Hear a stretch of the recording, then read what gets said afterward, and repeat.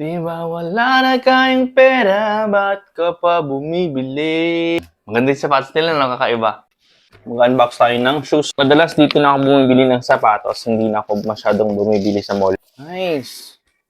Ooh, ang ganda! Gusto ko siya. Ano si Blocky? Gulo-gulo. Yung price.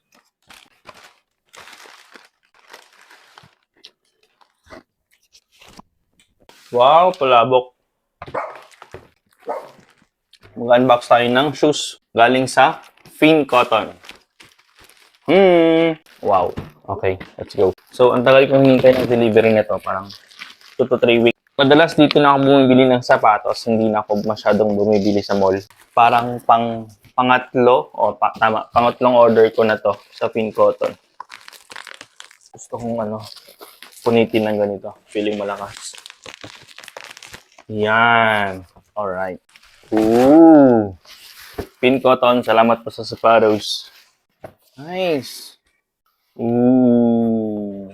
Wow. So, may in-order din ako noong nakaraan para sa kapatid ko, pero naibigay ko na yun sa kanya eh. Ito na yung akin. At feeling ko, magugustuhan ko yung laman ng box, guys. Look at this.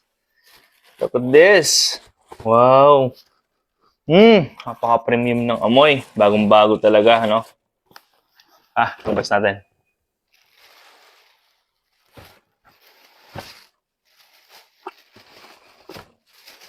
Ang ganda. Ganda. Ang ganda. Gusto ko siya. Ito naman talaga yung gusto ko. Ops. Excuse me muna. Ang ganda, di ba?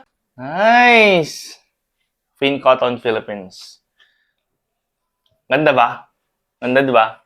Medyo may pagka, ang tawag dun sa generation ngayon na bago.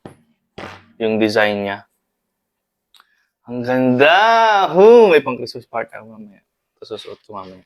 Yun lang, tapos siyempre, voice over ko na lang tong part na to. O di lalagyan ko ng music.